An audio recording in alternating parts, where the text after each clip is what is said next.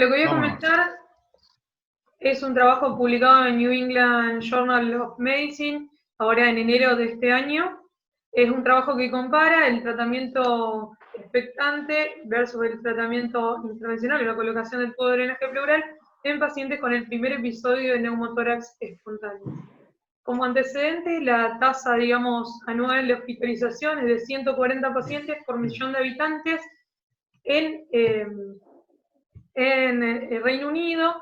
De esos 140 pacientes con neumotórax que se internan por millón de habitantes, un tercio de ellos son primarios.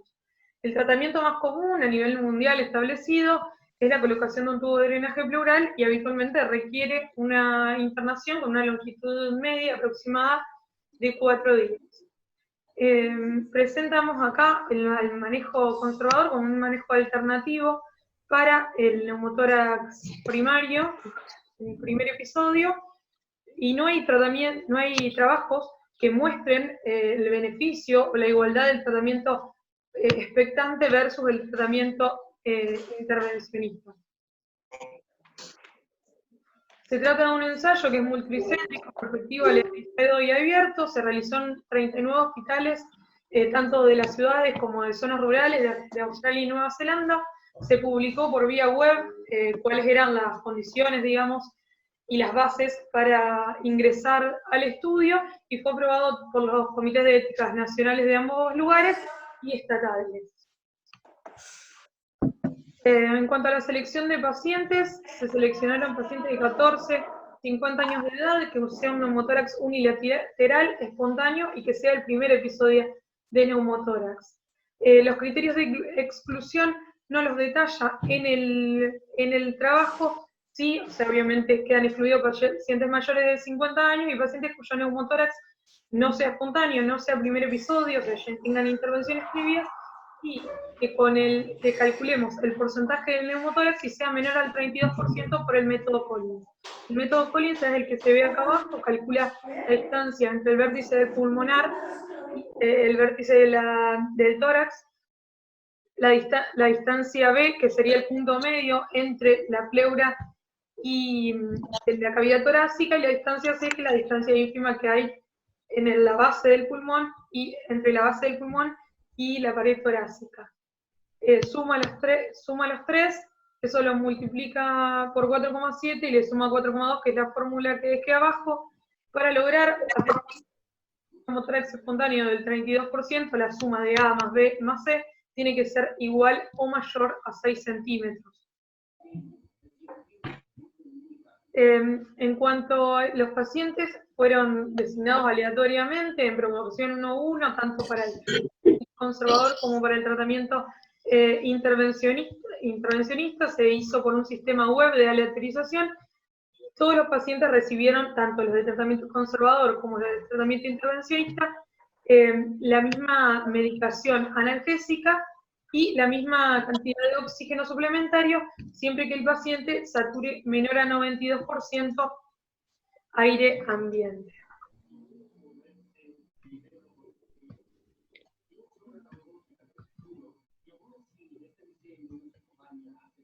Bueno, en cuanto al grupo de intervención, lo que se hizo fue, una vez que se ingresa al sistema y se lo designa al paciente como grupo de intervención, se le coloca un tubo de drenaje pleural de 12 French y se le realiza una placa a la hora de la colocación del tubo, y si este no burbujea, la campana, digamos, y la placa está expandida, se cierra el tubo a través de una llave de 3 vías.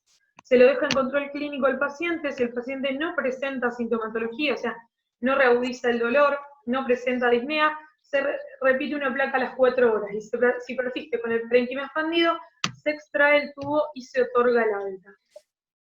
Si el paciente no expande a la RX de colocación del tubo de la primera hora, o a las 4 horas recurre al neumotórax o persiste sintomático, ya se deja a cargo del médico actuante, digamos, del médico a cargo del paciente, cómo prosigue con el paciente. Si coloca el tubo en aspirativo, si decide recolocarlo, movilizarlo, eso queda a cargo del médico tratante y no está protocolizado en el estudio. Mientras que el grupo de pacientes de control, lo que se hace es observarlos durante 4 horas, también se le otorga analgésico y analgesia y oxígeno suplementario de ser necesario, pero recién después de las 4 horas se repite la radiografía de tórax del. Si los pacientes respondieron bien a la analgesia, o sea, no reagudizaron el dolor, no recibieron oxígeno suplementario, se otorgó el alta y se controla ambulatoriamente con pautas escritas, siempre que obviamente el paciente tenga un medio social continente y que pueda cumplir las pautas de acuerdo. Se decide la intervención si el paciente persiste con clínica significativa, si los síntomas impiden la movilización del paciente, o sea, puede deambular el paciente por la clínica, está dispuesto a continuar con el tratamiento conservador en la casa, o si el paciente presenta algún signo o síntoma de inestabilidad, presenta taquicardia, aumento de la frecuencia respiratoria, desesperación, taquipnea o hipotensión, o si en la radiografía de tórax a las 4 horas se observa que aumenta el tamaño del neumotórax. Todos los pacientes del estudio, tanto los de manejo conservador como los de manejo activo, se evalúan entre las 24 y 72 horas por un médico evaluador y luego posteriormente de forma ambulatoria a las 2, 4 y 8 semanas con radiografía y un cuestionario estricto, digamos, ya armado sobre los síntomas, el uso de anestesia y la satisfacción personal del paciente. La recurrencia del neumotórax se evalúa a los 6 y a los 12 meses después de la presentación del mismo y se denomina recurrente siempre que en una placa previa tenga una resolución completa del neumotórax y reaparezca el neumotórax en la nueva evaluación a los 6 y 12 meses. Para esto se llamó a los pacientes y se realizó búsquedas clínicas en los hospitales. En cuanto a la población no es muy variable entre los dos grupos. La edad promedio fue de 26,4 y 26,1. La mayoría de los pacientes fueron hombres, 130 para el grupo de intervencionista, 142 para el manejo conservador. El índice de masa corporal y el peso y la altura también fueron similares en los dos grupos. La duración de los síntomas fue mayor en el grupo con manejo intervencionista con 24 horas, serían 2 días aproximadamente, de mínimo a 90 horas en el grupo intervencionista y de 33 a 61 horas en el grupo conservador. El tamaño del neumotórax fue similar en porcentaje calculado en ambos grupos, en uno 67% y el otro 63%. Y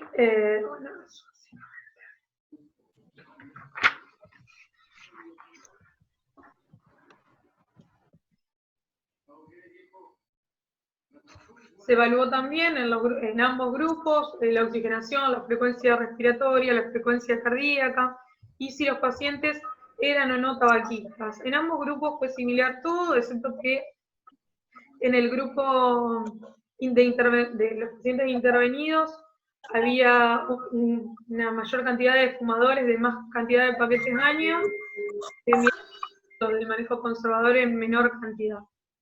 Después por el resto fueron similares ambos grupos. Al principio del trabajo fueron elegidos más de 2.000 pacientes que se fueron excluyendo por de exclusión o porque el paciente no quería participar o porque estos pacientes no fueron referidos, digamos, al equipo de trabajo. De estos pacientes quedaron 216, de los cuales 154 fueron asignados al grupo de intervención, mientras que 160 fueron asignados al grupo de tratamiento expectante. De los 154 del grupo de intervención fueron perdidos durante el seguimiento 5 pacientes, quedando 149, y de esos 149 solo 137 se le pudo realizar radiografía después de los 12 meses, o sea que esos fueron los que se continuaron controlando. Mientras que en el grupo de pacientes de tratamiento conservador, 3 se perdieron en seguimiento, quedando 159, de 125 se pudieron obtener placas hasta las 8 semanas, que era lo planeado en un primer momento por el trabajo, y 136 a las 9 semanas extendiendo. Flor, ahí están pidiendo que los acepte acá. en la charla. No te quiero preguntar la Cami y la Flo. La Cami.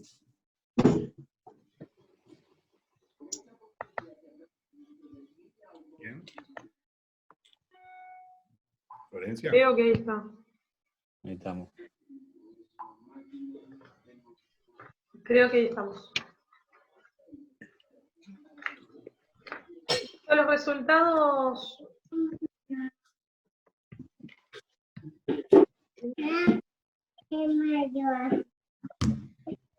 En cuanto a los resultados primarios del trabajo, podemos desglosar que tanto el grupo conservador, no hay una diferencia estadísticamente significativa en la cantidad del tiempo de expansión y de la cantidad de pacientes que lograron la expansión completa, tanto en el grupo conservador como en el grupo de manejo intervencionista.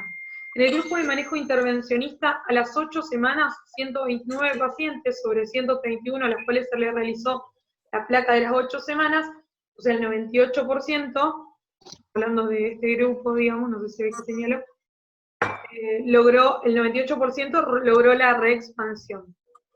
Mientras que en el grupo de manejo conservador, de 125 pacientes que se realizaron placa a las 8 semanas, 118 pacientes lograron la completa, que esto corresponde a un 94%. Por lo que podemos decir que los resultados son similares en el manejo expectante como en el manejo intervencional.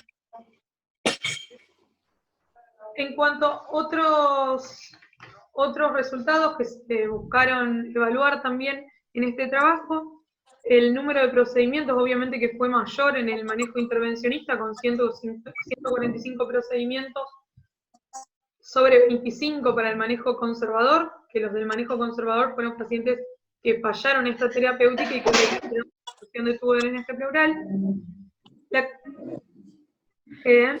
La cantidad de pacientes que requirieron drenaje en aspirativo obviamente también fueron mayor en el manejo intervencionista, 78 en el manejo intervencionista contra 15 en el manejo conservador, que también pertenecieron a este grupo de pacientes que habían requerido intervención porque no respondieron a la terapéutica.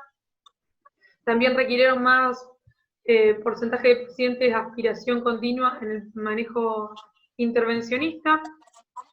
Requirieron más imágenes también los pacientes del manejo intervencionista, mayor cantidad de visitas al hospital, mayor cantidad de tasa de eventos adversos y eventos adversos graves. Y también requirieron mayor tiempo de internación en las primeras 8 semanas, con un promedio de 3,8 comparado con un 0,2 de los del manejo conservador. También la cantidad de días que requirieron de descanso, días no laborables, fueron 6 en promedio en el manejo intervencionista contra 3 en el manejo conservador. En cuanto a la discusión del trabajo, podemos decir que es un trabajo pobre tanto en cantidad de pacientes como en la extensión del tiempo en el que se realiza, ya que por lo menos requeriríamos 2 años de control para ver si hay un neumotórax que recidiva, o sea que es un trabajo estadísticamente frágil, pero que demuestra que el manejo conservador no es inferior al manejo intervencionista, requiere menor cantidad de días de hospitalización, tiene menor tasa de complicaciones, requiere menor tasa de intervenciones, pero obviamente requiere mayor control del paciente y que tenga un entorno adecuado.